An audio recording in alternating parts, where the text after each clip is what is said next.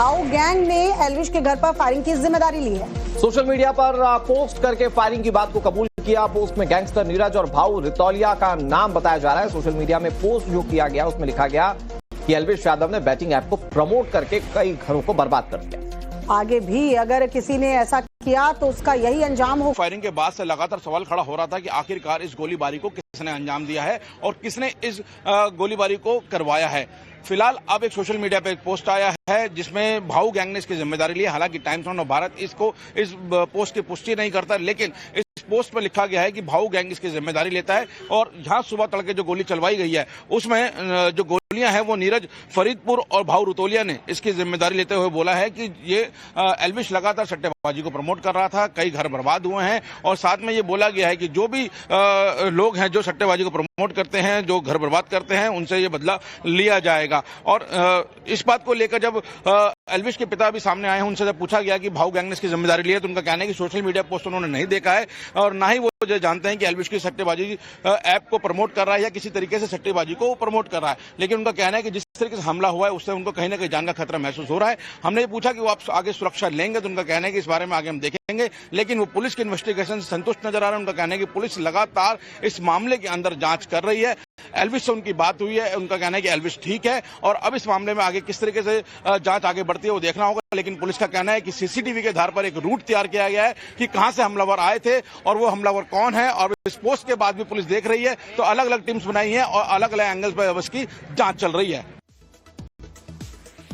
और अब आपको ग्राफिक्स के जरिए इस हमले की पूरी डिटेल बताते हैं। दरअसल सुबह 5:30 बजे 3 नकाबपोश बदमाश वहां पर पहुंचे थे और तीनों बदमाश एक ही बाइक पर सवार होकर पहुंचकर ताबड़तोड़ फायरिंग करने लगे। एल्विश के घर पर ताबड़तोड़ फायरिंग की जाती है। गोलियों की तड़तड़ाहट से पूरा इलाका जो है वो गूंज उठा था। बदमाशों ने ग्राउंड और फर्स्ट फ्लोर पर फायरिंग की।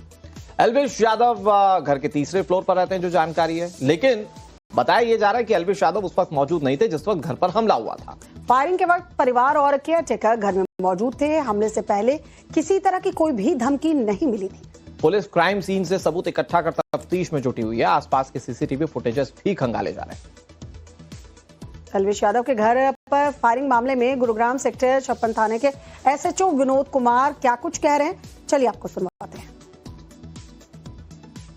Big boss winner Elvish Yadav के घर पर आज सुबह 5 से 6 बजे के बीच फायरिंग हो गई। 20 से 25 राउंड फायर किए गए। उसका परिवार उस वक्त मौजूद था अपने घर के अंदर। एल्विश यादव वहां मौजूद नहीं थे, तो ऐसे में गुरुग्राम पुलिस को जानकारी मिली। गुरुग्राम पुलिस जब यहाँ पहुंची है तो क्या कुछ निकलकर सामने आया, गुरुग्राम पुलिस की थ्योरी क्या कहती है, कितने लोग थे, क्यों ये फायरिंग हुई, ये सब जानकारी जुटाने के लिए हम गुरुग्राम सेक्टर 57 का जो इलाका है, इस इलाके के जो एसएचओ हैं विनोद कुमार जी उनके साथ है। विनोद जी, एल्विश यादव जो कि बॉलीवुड के एक्टर भी हैं, बिग बॉस विनर भी हैं, उनके घर पर फायरिंग हुई है, क्या कुछ निकल कर आए सर? आज हमारे को 6:15 बजे करीब कंट्रोल से सूचना प्राप्त हुई थी कि भाई सेक्टर 57 में गोली चल गई है। तो सूचना के आधार पर हम वहाँ मकान पर पहुंचे तो एल्विश यादव का मकान था, तो उसमें फायरिंग हुई है। राउंड वहाँ खाली खोल पड़े हुए थे, 10-12 खाली खोल हमने बरामद भी किए वहाँ से। और बाकी 3 लड़के वहाँ कैमरे लगे हुए थे मकान पर, 3 लड़के थे मोटरसाइकिल पर आए थे। मोटरसाइकिल का मार्का खान के घर पर फायरिंग हुई थी। हड़कंप मच गया था इस घटना से। मुंबई में उनके घर के बाहर गोलियां चलाई गई थी। 26 नवंबर 2024 की बात करें तो रैपर बादशाह के नाइट क्लब पर हमला हुआ था। चंडीगढ़ के नाइट क्लब में देसी बम से अटैक किया गया था। फिर 14 जुलाई 2025 को, मतलब हाल फिलहाल की घटना है, सिंगर राहुल फाजिलपुरिया पर फायरिंग की गई। गुरुग्राम में कार सवार युवकों ने गोलियां चला दी थी। वहीं 10 जुलाई और 7 अगस्त 2025 कॉमेडियन कपिल शर्मा पर निशाना साधा गया। कनाडा के कैफे पर ताबड़तोड़ फायरिंग हुई। फिर 17 अगस्त 2025 को यूट्यूबर एल्विश यादव के घर पर हमले की सबसे ताजा घटना है, जहां 3 बदमाशों ने तकरीबन 25 राउंड फायरिंग की है। और इस घटना के बाद बहुत सारे सवाल हैं कि आखिर ये स्टार सी क्यों निशाने पर हैं इन लोगों के। फिलहाल तफ्तीश जो है वो चल रही है। एल्विश यादव के घर के ऊपर जो फायरिंग की गई है, हालांकि एक सोशल मीडिया पोस्ट डाल के भाऊ गैंग का नाम सामने आ रहा है, लेकिन भारत इस बात की पुष्टि नहीं करता है क्योंकि पुलिस फिलहाल जांच कर रही है और पुलिस की तरफ से ऐसी कोई बात अभी नहीं कही गई है। हालांकि अब भाऊ गैंग इस घटना के बाद जिम्मेदारी ले चुका है। इसके पीछे की वजह जो उसने सोशल मीडिया प्लेटफॉर्म पर बताई वो ये कि बैटिंग ऐप को प्रमोट कर रहा था एल्विश यादव, और यही वजह है कि एल्विश यादव को निशाना बनाया गया।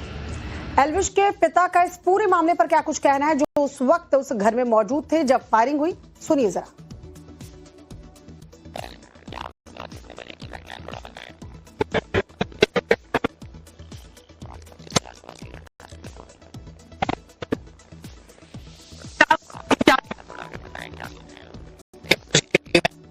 तो एल्विश के पिता जो है उस वक्त घर पर मौजूद थे, एक केयरटेकर भी घर के भीतर मौजूद था जब ये फायरिंग हुई है। निशाना बनाया गया है, फर्स्ट फ्लोर को निशाना बनाया गया है। वही ताबड़तोड़ बताया जा रहा है 20 से 25 राउंड गोलियां चली हैं। पटियाला के क्लब में ऐसा हंगामा कि गोलियां चल गई। बताया जा रहा है कि एक गाने को लेकर विवाद शुरू हुआ था और झगड़ा इतना बढ़ गया कि बाउंसर को गोली मार दी गई। पटियाला के स्ट्रीट क्लब में 4 बदमाशों ने